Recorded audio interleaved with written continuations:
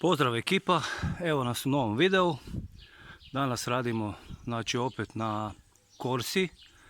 Corsa C, znači 1,2 55 kW.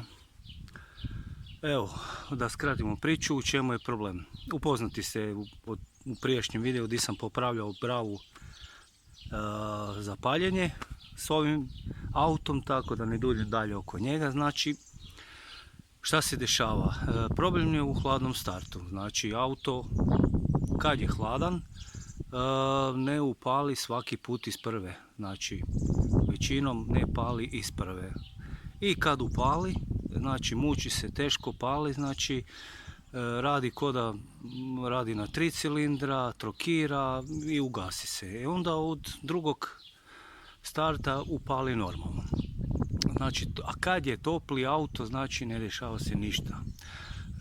Radi znači normalno, pali normalno, vuče normalno, ne trokira, znači samo na hladnom startu se ponaša tak čudno. I to prvi puta kad se auto hladi, ne upali iz prve, drugi put opet damo kontakt, auto pali normalno. Znači, može biti nakon malo istraživanja više problema s ovim autom. Mi ćemo danas probati jednu stvar gdje ne moramo ništa mijenjati, kupovati, najjednostavniju stvar koju ljudi malo znaju, a dosta često zna biti problem kod ovog auta. Pa ćemo vidjeti da li ćemo to riješiti sa time ili ćemo morati nešto drugo poduzimati. Znači, šta može biti ovdje? Znači, može biti pumpa goriva, može biti zaštopan filter, automatski u ovom slučaju to nije stvar, jer pumpa goriva radi normalno, čuje se, daje pritisak. Znači, vozi auto kad je zagrijan normalno, znači u tom slučaju pumpa da ne radi, ne bi auto uopće palio, niti bi vozio normalno. Filter nije zaštopan jer gas prima normalno i sve radi normalno. Sad sljedeća stvar može biti, znači ovdje vam je u ovom dijelu tu senzor radilice i može biti senzor temperature rashladne tekućine. Znači, ovdje se nalazi senzor radilice, a ovdje senzor tekućine temperature rashladne tekućine. Oni mogu isto raditi problem. Sad, koliko ja vidim, on je ovdje mijenjan, jer kad se on mijenja, stavlja se novi širaf. Ne mora značiti, ali može biti. Danas ćemo mi probati jednu najjednostavniju metodu, a to je, znači imate kod ovog auta, sad ću pomaknuti kameru da vidite malo bolje. Znači, u ovom dijelu ovdje, ako vidite, imate ovaj jedan konektor i ovdje je drugi konektor. Ta dva konektora tu ispod usisne grane, znači to su glavni konektori. Ovo je dolazni konektor sa kompjutera auta i ovo je odlazni koji ide prema svim senzorima, prema senzoru temperature, prema senzoru radilice. Ima tu još dosta, mislim da su na njega spojeni i injektori. Znači, on se nalazi u ovom predjelu. Sad ćemo mi probati, znači, njega otvoriti. Nakon nekakvog istraživanja, malo sam ja to gledao, znači može biti problem u njima. Šta znači u njima? Auto je star, ne znam, 23 godine ili ne znam 20 godina ili 18. Ovo se znači nikad ne dira. Voda, prašina, zmazanoća, jednostavno oksidacija konektora može biti. Ako nisu ove žice u prekidu negdje, to ćemo mi ispitati, pa ćemo vidjeti. Mi ćemo sad probati to, uzmete, ne znam, VD ili kontakt sprej, skinete dole i našpricate, pa ćemo vidjeti. Ja ću vam sad pokazati kako izgleda taj hladni start, a onda ćemo isprobati poslije kad zamijenimo, kad skinemo konektore i našpricamo ih sa kontakt sprejom ili VD-om, što sve imate pri ruci, pa ćemo vidjeti kako će se auto ponašati poslije. Eto. Da li ćemo riješiti stvar sa tim, pa se vidimo u nastavku. Evo, idemo sad upaliti auto da vidite kako to izgleda, hladni start.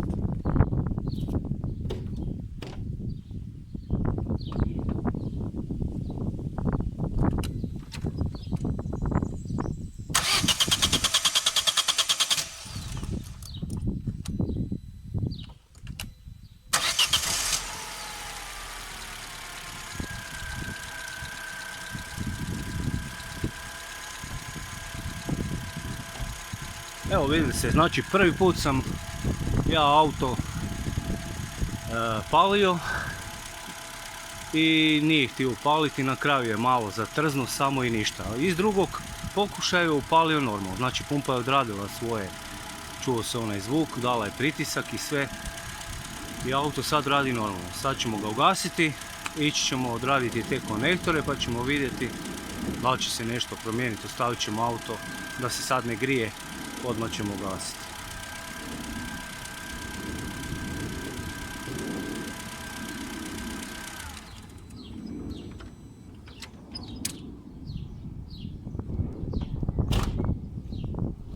Evo, tu smo. Znači šta smo rekli, tu je jedan konektor, dolazni sa kompjutera, ide cijeli snop, glavni snop sa kompjutera, sa kutije, znači iz kompjutera ide na releje, znači dolazi glavni snop žica odavde, od kutije sa relejima i od kutije sa kompjuterom koja se nalazi ovdje gore. Ovdje su releji, ne. Ajmo mi sad skinuti ovaj prvi konektor. Znači imate na njemu jednu metalnu kopču koju stisnete i ona bi se trebala malo nakon nekog trenutka otpustiti. Samo ćemo je našpricati malo sa VD-om.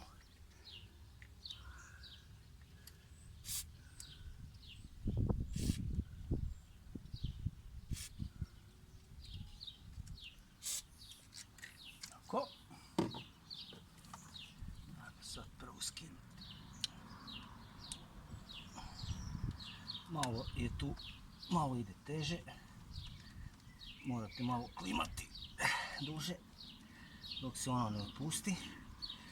Ja ću ih sad skinuti da ne duljim u videu, pa ću vam pokazati poslije kako to izgleda.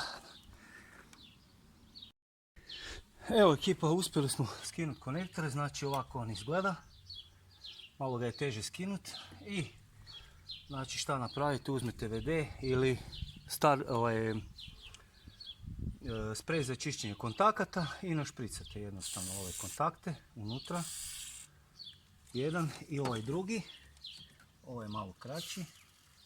Našpricajte ih i ostavite da se oni odmačuju.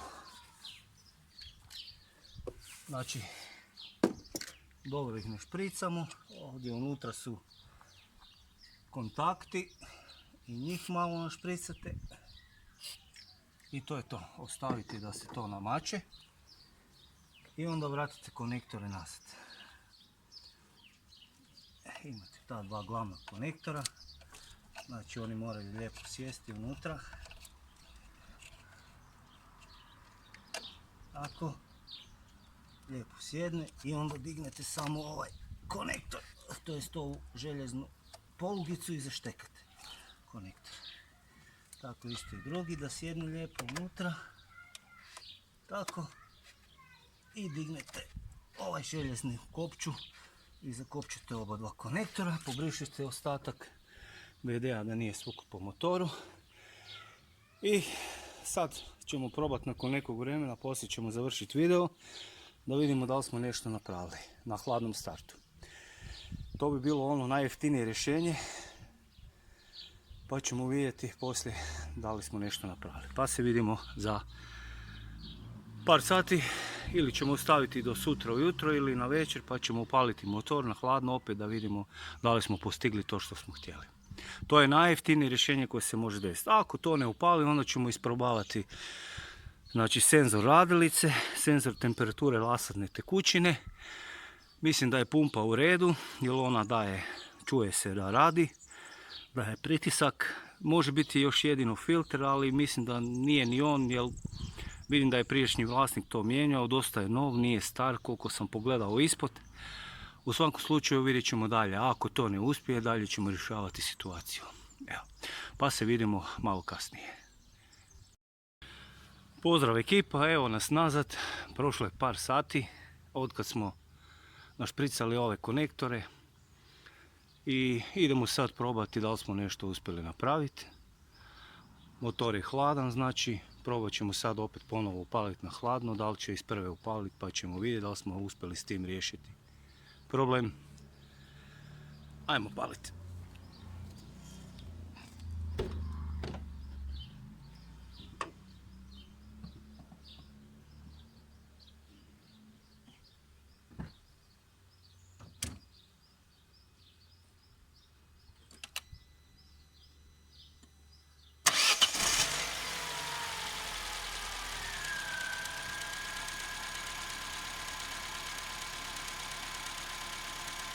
I evo, izgleda da smo uspjeli riješiti situaciju.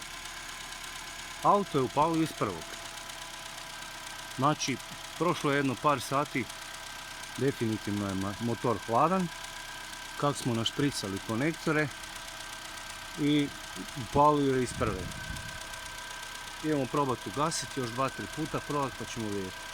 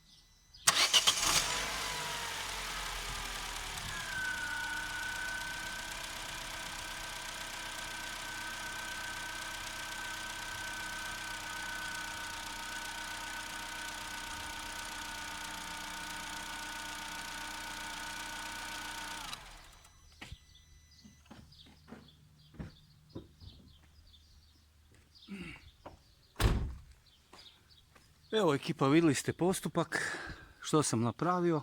Meni je ovo upalilo, ne mora značiti da je kod vas ista greška.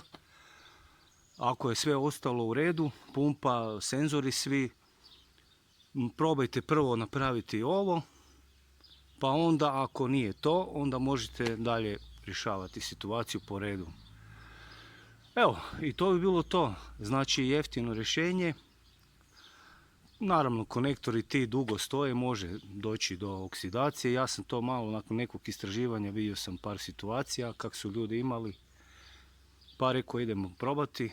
Eto, znači funkcionira. Auto upalio iz prvog. Radi super. Znači to je to. Probajte vi ako imate sličan problem. Vidio sam da dosta Corsi zna imati taj problem. Pa možda prođete sa VD-om. Samo i to je to. To vam je najjeftinije što možete izvući iz svega. I nemate što za izgubiti. Našpricajte te konektore i možda će biti ok. Eto. Ništa, evo. Sve znate. Like, share, subscribe. Ukoliko vam se svidio ovaj video. Komentirajte u komentarima i vidimo se do sljedećeg puta. Pozdrav!